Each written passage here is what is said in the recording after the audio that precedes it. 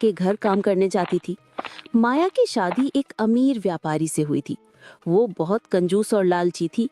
सुबह के समय कमला जल्दी जल्दी अपने घर का काम निपटा के अपनी छोटी बहन माया के घर की ओर निकलती है। अरे दीदी, आज फिर तुमको देर हो गई। सुबह सुबह इतने बड़े घर का काम पड़ा रहता है और तुम आराम से घर में बैठी रहती हो। जल्दी आना चाहिए था। खैर, अब आ ही गई हो तो चलो काम में लग जाओ। माफ करना बहन, मेरा मुन्ना रात भर रोता रहा पेट दर्द से, इसलिए देर हो गई। मैं जल्दी जल्दी सब काम कर दूंगी।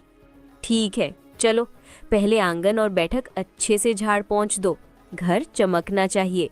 उसके बाद रसोई में जाकर सारे बर्तन मांज देना। और हाँ, काम ठीक से होना चाहिए। कमला तुरंत काम पर लग जाती है। सबसे पहले माया के घर का आंगन, बैठक और सारे कमरों में झाड़ू पोंछा करती है। वो एक एक कोना साफ करती है, फिर बर्तन मांजने बैठ जाती है। उधर माया आराम से बैठकर चाय पीती है।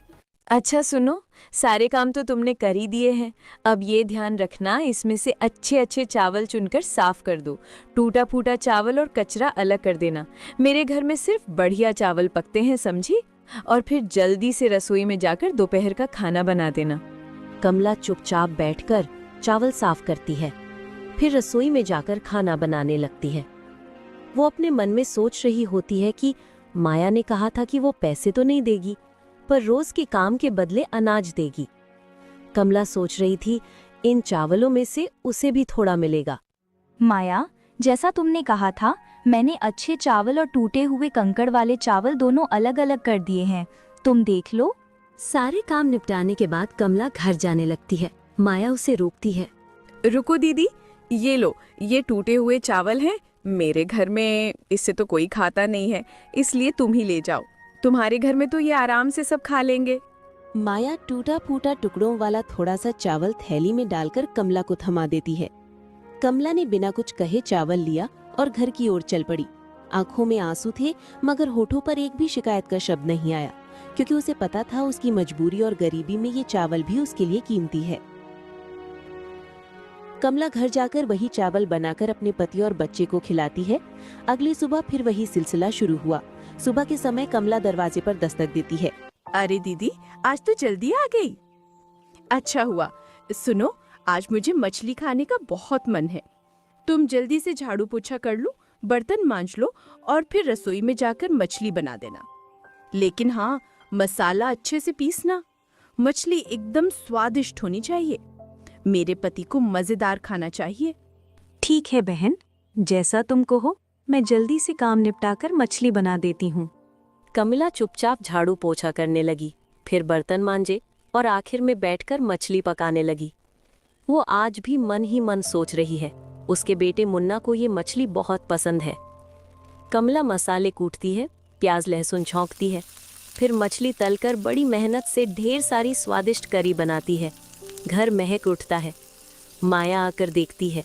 वाह, आज तो बहुत अच्छी खुशबू आ रही है। चलो, खाना बढ़िया बना है आज तो। उनको मजा आ जाएगा। तुमने तो आज बहुत मेहनत कर दी। माया और उसका पति आराम से बैठकर मछली खाते हैं।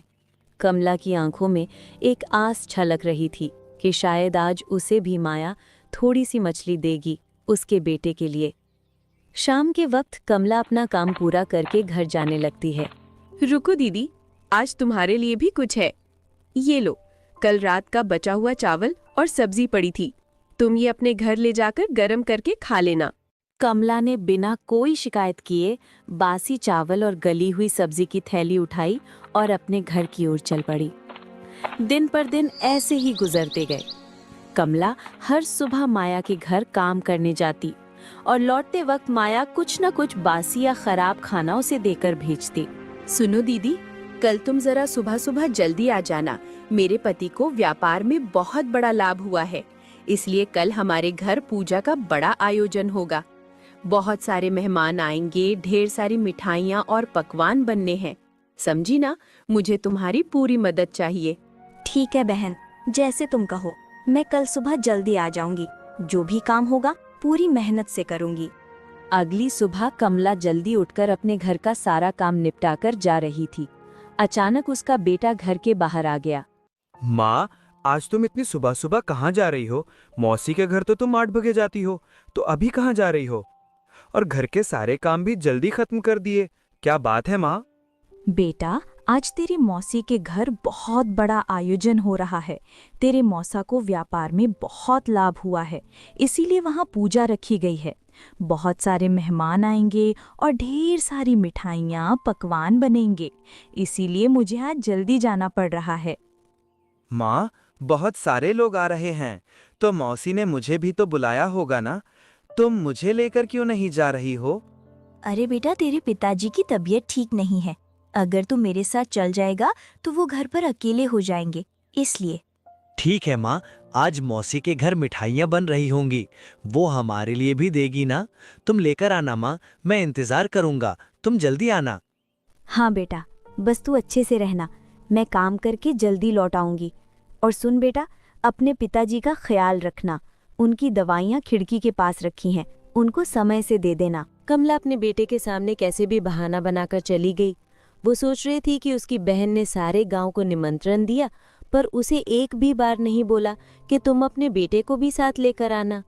माया के आंगन में चहल पहल थी। बड़ी बड़ी देगचियां चढ़ चुकी थीं, हलवाई बुलाए गए थे और तरह तरह के पकवानों